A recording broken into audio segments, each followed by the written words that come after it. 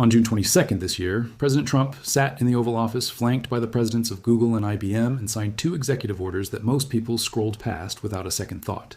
One ordered the federal government to help build a quantum computer powerful enough for serious scientific research within 2 years. The other ordered every major U.S. agency to start ripping out and replacing the encryption protecting government secrets before a quantum computer becomes powerful enough to crack it wide open. 2 months earlier, on the other side of the Pacific, researchers in Hefei, China, had already published results showing a photonic quantum machine solving a benchmark calculation roughly 10 to the 54th power times faster than the world's most powerful classical supercomputer. 2 governments, 2 continents, and one increasingly urgent question sitting underneath both headlines. Who actually wins this race, and what happens to the loser? This isn't a race about who builds the flashiest gadget first. It's a race over who controls a technology capable of quietly rewriting the rules of national security, medicine, material science, and the global economy all at once. And both Washington and Beijing know it. Whoever gets there first doesn't just get bragging rights.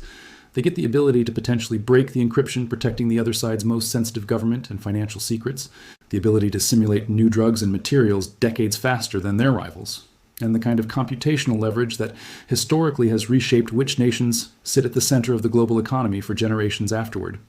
That's why this particular technology race has stopped being treated like a curiosity for physicists and started being treated at the highest levels of both governments, like something closer to the nuclear or space race of an earlier era. So let's actually get into the numbers, the machines, and the strategy each side is running, because the real answer to who's winning turns out to be far more interesting and far more split than either country's press releases would have you believe.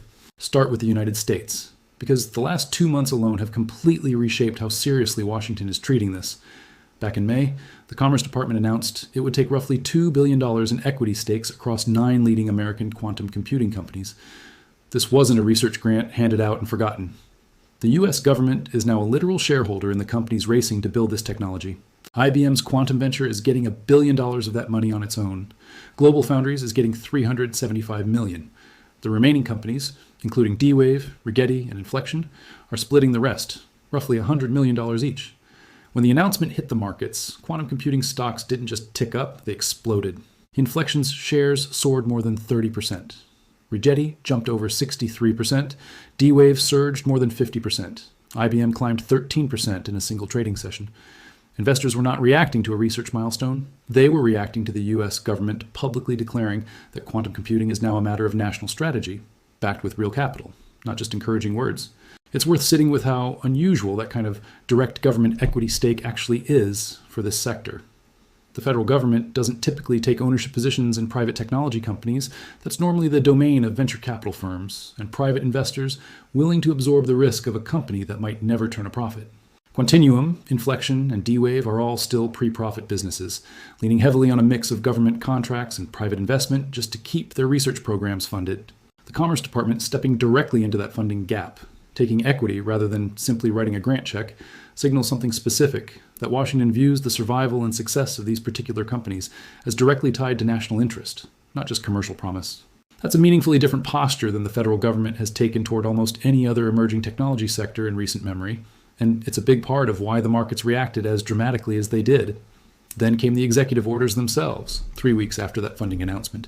The first order sets a genuinely aggressive timeline, a research-grade quantum computer capable of tackling serious scientific problems within 2 years, by 2028, and something the administration calls commercially relevant quantum computing before the end of Trump's term. The Department of Energy is being tasked with actually defining what powerful enough means in concrete, measurable terms, since right now that's still an open question even inside the government's own plan. The second order is arguably the more urgent one, because it's not about building something new. It's about defending against a threat that already exists in a strange, delayed form. Federal agencies have now been ordered to migrate their most sensitive computer systems to post-quantum cryptography, meaning encryption specifically designed to resist a quantum computer's unique mathematical advantages by 2030 or 2031. That's a meaningfully faster timeline than the 2035 target the previous administration had set, and the reason for the urgency has a name inside cybersecurity circles: harvest now, decrypt later. Adversaries can already be quietly copying encrypted American data today, data they cannot read yet, and simply waiting for a quantum computer capable of unlocking it years from now. Every year that passes without switching to quantum-resistant encryption is a year of data sitting in someone else's storage, waiting. On the hardware side, the US still holds a real measurable technical edge in several critical categories. Just this June, the company Quantinuum published results in the journal Nature for its new Helios system, a 98-qubit trapped ion quantum processor built with a novel rotating ion storage architecture and 2-qubit gate operations that succeed with 92% fidelity, developed in collaboration with Sandia National Laboratories. That fidelity number matters enormously because it's a direct measure of how rarely the system makes a mistake during a calculation. And Helios's benchmarking data shows it operating in a regime that would require exascale classical computing resources, sustained over enormous stretches of time, just to simulate what it's doing. Google's Willow chip has separately demonstrated a specific verification algorithm running thousands of times faster than the best classical supercomputers on the same task, a genuine, independently scrutinized quantum advantage rather than a marketing claim. And when you look at where the raw intellectual property actually sits, US companies hold the foundational patents on quantum error correction, arguably the single hardest unsolved engineering problem standing between today's fragile quantum machines and tomorrow's reliable ones. That's not a small technical footnote. Error correction is the bottleneck the entire industry is racing to clear, and American firms currently own most of the key patents governing how to do it. Now flip to China, because the picture on the other side of the Pacific looks different in almost every dimension. Not necessarily weaker, just built on an entirely different strategy.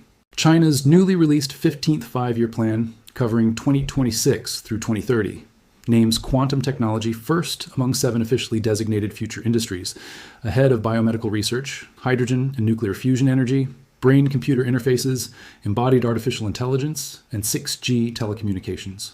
That ranking alone tells you how centrally quantum sits inside China's national economic strategy. Behind that ranking sits real money, and a lot of it. China's National Venture Guidance Fund has allocated the equivalent of roughly $17 billion split across 3 regional quantum investment vehicles covering the Beijing-Tianjin-Hebei corridor, the Yangtze River Delta, and the Guangdong-Hong Kong-Macau Greater Bay Area. Broader estimates, cited by McKinsey and widely referenced across financial analysis this year, put China's total 2024 quantum sector investment at around $15 billion, more than double the combined US government and private sector total of roughly $7 billion. Some skeptics inside China itself, including physicist Chaoyang Liu, a leading figure at the University of Science and Technology of China, have publicly questioned whether that $15 billion figure is inflated, suggesting the real number might be closer to a third of that. Even taking the more conservative estimate seriously, China is still spending at a scale that dwarfs the US government's direct contribution, even after this year's $2 billion equity stake program. What makes China's approach so structurally different isn't just the size of the number, it's how tightly coordinated the spending is from the top down. In the United States, quantum research money flows through a decentralized web of more than 40 separate companies, national laboratories, university programs, and hyperscale cloud providers, each pursuing its own technical bets with its own investors and its own roadmap, and largely competing against each other as much as against China. China's funding model looks almost nothing like that. The roadmaps are national plans, not company strategies. The companies exist inside an ecosystem where government contracts, academic partnerships, and top-down sovereign ambition are explicitly coordinated rather than left to compete independently. That produces a quantum industry that's more concentrated, more centrally directed, and increasingly designed for self-sufficiency, since Beijing has learned from years of US export controls that depending on foreign suppliers for critical components is itself a strategic vulnerability. Whether that centralized model ultimately outpaces America's more chaotic, venture-driven approach is one of the genuinely open questions analysts on both sides of this race are still arguing about. And the honest answer is that both models have already produced real working hardware, just through very different paths to get there. And China isn't just spending, it's shipping actual machines and putting them to work at a pace that should genuinely surprise anyone who assumed sanctions had frozen Chinese progress in place. And Origin Quantum released its 4th-generation superconducting quantum computer this past May called Origin Wukong, built on a 180-qubit chip with every core component, the chip itself, the measurement and control systems, the environmental support hardware, and even the operating system, fully developed in-house. China Telecom Quantum Group and its subsidiary Quantum C-Tech operate the Tianyin 504, a 504-qubit superconducting system, alongside a public cloud platform that had logged more than 37 million visits from users in over 60 countries by early this year, up from 12 million visits from 50 countries just over a year earlier. And in May, researchers at the University of Science and Technology of China published results in Nature for Zhuzheng 4, L0, a photonic quantum computer that manipulated and measured the quantum states of over 3,000 photons at once, up from 255 photons in its immediate predecessor I, and solved a specific benchmark computation at a speed the paper describes as roughly 10 to the 54th times faster than the best available classical supercomputer. Separately, China's Zhuchengji 3.2 system has reportedly matched a below-threshold error correction milestone, the same category of achievement Google's Willow chip became famous for, suggesting Chinese labs are closing the gap on error correction specifically, not just on raw qubit counts. There's also an entire category where China isn't just competing, it's dominating outright. And that's quantum communications and quantum key distribution, the technology used to detect eavesdropping on encrypted transmissions, using the laws of quantum mechanics itself. China already operates the world's longest quantum secure communication network, running between Beijing and Shanghai.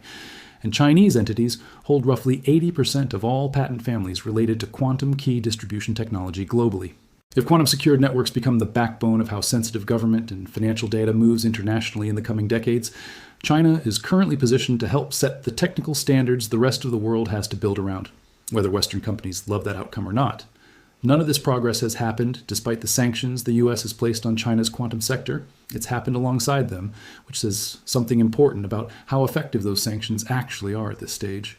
Back in March 2025, the US Commerce Department added roughly 80 companies to its export blacklist, more than 50 of them Chinese, including subsidiaries of Inspur Group, one of China's largest cloud computing providers, over accusations of illegally acquiring American technology to advance quantum and AI research for the Chinese military.